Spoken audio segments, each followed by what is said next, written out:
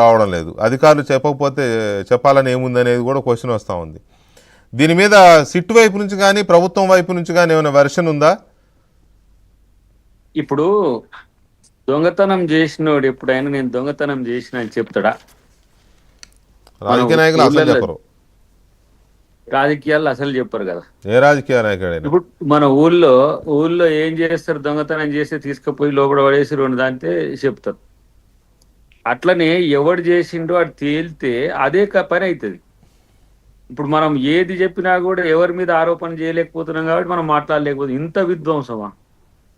ఇంతలో అధికారం ఉంటే ఇంత దిగజారి పరిస్థితి ఉంటుందా? అందుకని ఇప్పుడు వారెవరో వాడెవడో 2 రకాలు చెప్తున్నా, మీకు అర్థమైతే అర్థం చేసుకోండి. ఇట్లాంటి స్థితి ఇప్పుడు మన ఏబిఎన్ రాధాకృష్ణ గారి కూడా ఫోన్ ట్యాపింగ్ అయిందని తెలుస్తుందిగా. అవును, సిట్ వాళ్ళే పిలిచారు రమ్మని. మీ ఫోన్ ట్యాప్ అయింది, మీ లిస్ట్ లో మీ పేరు ఉంది. ఇప్పుడు దాంట్లో 4500లో ఫోన్ ట్యాప్ చేయమని ఎవరిచ్చినా మామూలు స్థాయి ద్రోహం కాదు కదా ఇది. ఇప్పుడు ఏమేం తెలుసుకుండ్రో, ఎవరెవరిని ఏమేం కంట్రోల్ చేసిండ్రో, ఇదేమో ఏం చేయలేదని బుకాయించడానికి కాదు కదా, సాక్ష్యాలు ఉంటాయి కదా. ఉత్తపుణ్యానికి నేను అది చేయలే. వాళ్ళు కాళేశ్వరం కుంగిపోతేనే ఏముందో ఆ 3 పిల్లలు అటు ఇటు చేసి నీళ్లు పెట్టేదానికి ఏం చేస్తారా మీరు? చేస్తే ఇంకా చేసేదానికి ఏంటంటే కుంగిపోయిన దానికి వాళ్ళకి ఏం బాధ లేదు, ఎందుకంటే పోతుంది అప్పుడప్పుడు అట్లా అవుతుంది. ఇప్పుడు దీన్ని కూడా అట్లా తప్పించుకోవాలని చూస్తే అట్లా ఉంటుందా? ప్రతి దాంట్లో ఈ ఫార్ములాస్ లో బాగా ఉంటుంది, కోడ్ ఆఫ్ కండక్ట్ ఉంటే ఏంది, ఏదో చిన్న ఆట అది పంపించేస్తారు, అయిపోయింది, పంపించేసినాం మనం. అంటే తప్పు చేసి బుకాయింపు, తప్పు చేసి దబాయింపు అనేది నడవదు కదా. ఇలాంటి పరిస్థితులు ఆ 9 సంవత్సరాల్లో ఉన్నాయి అని అంటే దీనికి బాధ్యుడు ఎవరైనా సరే దాన్ని వదిలిపెట్టే ప్రసక్తి ఉండదు. ఒకనే ఏదో పిల్లల పరివేశం మాటలెక్క మాట్లాడుతున్నావు టెలిఫోన్ ట్యాప్ చేయడం అంటే. ఏమి మీడియా వాళ్ళని చేయడం అవసరం ఏమండి? మీడియా వాళ్ళతో ఏమొచ్చింది? ఇప్పుడు ఏబిఎన్ రాధాకృష్ణ గారితో వచ్చిన సమస్య ఏందట వాళ్ళకు? అంటే ఎవరైనా వాళ్ళ అధికారాన్ని దుర్వినియోగం చేసిన అధికారాన్ని ప్రజలకు ఉపయోగపడకుండా వాళ్ళ వ్యక్తిగత ప్రయోజనాలకు చేసిన వాళ్ళ మీద వార్తలు రాస్తే మీడియా వాళ్ళ మీద కూడా పడతారు అనమాట. నేను ఒక మాట అంట, అక్కడ షర్మిల గారు చేయాల్సిన అవసరం ఎందుకు వచ్చింది అసలు? షర్మిల గారిది చేయాల్సిన అవసరం ఇప్పుడే మనకి ఇందాక మావాడు చెప్తున్నాడు కదా, మా రిపోర్టర్ చెప్తున్నాడు కదా, వాళ్ళ తల్లిది కూడా చేశారని చెప్తున్నారు. ఏం అవసరం? ఎవరి కోసం ఇది? ఎవరిని మెప్పు పొందడానికి, ఎవరికి ఫేవరెటిజం చేయడానికి? ఇంకా ప్రభాకర్ రావు అంటే ఆయనకి ఏం అవసరమయ్యాయి ఇవన్నీ? Prabhakar Rao also one of the IG. చాలా మంది ఐజీలు ఉన్నట్టుగా ఆయన ఇంటెలిజెన్స్ ఐజీగా ఉండొచ్చు కాక. మాకు అంతకుముందు ఆయన 2014లో మాకు ఎస్పీగా కూడా ఎలగబెట్టిండు. అవన్నీ ఇంకా నేను చెప్పను, రేపు వచ్చినాక తెలుస్తుంది ఏమేమైనా. మా ఫోన్లు ట్యాపింగ్లు ఉన్నాయా, ఏమైనాయి, అప్పుడు ఎట్లా మిషన్లు ట్యాప్ అయినాయి. ఇది ఒక్క చిన్న ముచ్చట ఏం కాదు. అది ఎలక్షన్స్ మీద ఇప్పుడు ఇంటెలిజెన్స్ రిపోర్ట్స్ తీసుకోవడం, అక్కడ ఎవడోడు కార్యకర్త ఉంటాడో, ముఖ్య నాయకుడు, వాళ్ళందరికీ ఫోన్లు చేసి ఏ స్థాయి నుంచి ఎవరు బెదిరించిండ్రో, ఈ ఓటములకు కారణం 2018 ఎన్నికలు ఏందో, 2023 ఎన్నికలు ఎట్లా జరిగినాయో, ఇవన్నీ కూడా దీని వెనక తంతు ఉన్నది. ఏదో ఈ 3-4 సంవత్సరాలదే జరుగుతుంది అనుకోకరి. ఒక ఆయన మొన్న ఎవరైనా చెప్పిండు, ఒక ఆయన 1985 నుంచి కూడా ఈ అలవాటు ఉందట ఒక ఆయనకు. మరి ఎందుకుందో ఎట్లా ఉందో ఇట్లాంటి పరిస్థితులు. ఏమంటారు, దొంగలే రాజులు అయితే సమస్యలు ఎట్లొస్తాయో ఆ చేసిన వాళ్ళు ఎవరో తేలిస్తే దాని విషయం ప్రపంచానికి తెలుస్తుంది, నాట్ ఈవెన్ ఇండియా.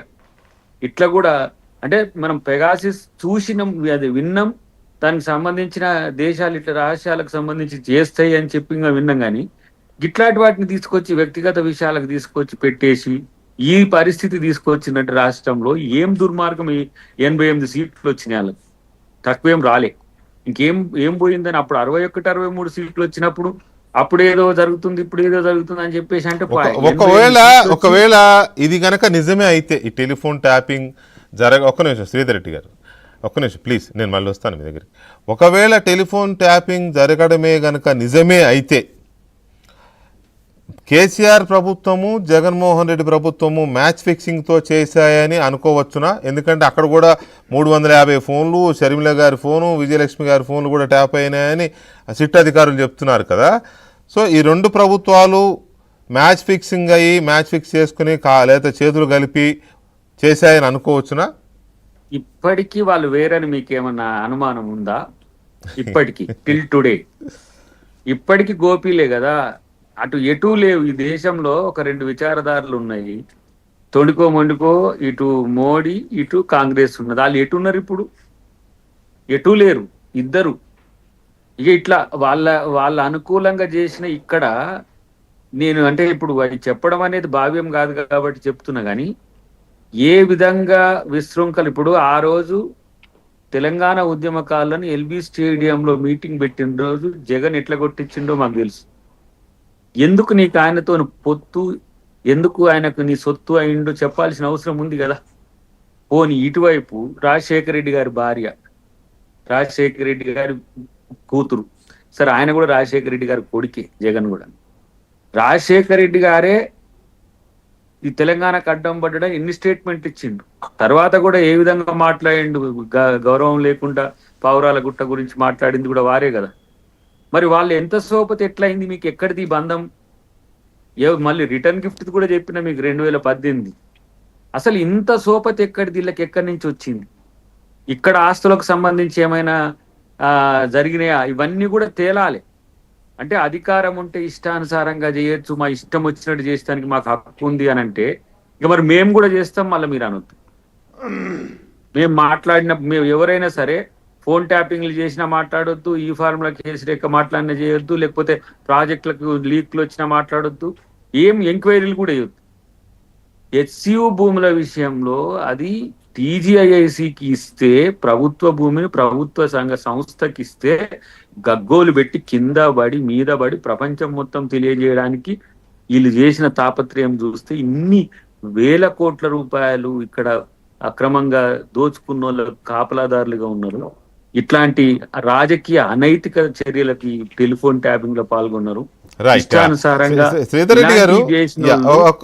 ఏ నైతిక హక్కు ఉందని ఇష్టం వచ్చినట్టు మాట్లాడుతారు నాకు అర్థం. మీ ప్రభుత్వం చేస్తే ఇప్పుడు అన్నిటికేమో నేనే గొప్ప, కేసీఆర్ గారే గొప్ప అండ్రి. అరే కాళేశ్వరం డిజైన్ చేసిందంటే ఇప్పుడు ఎవ్వరు లేడు.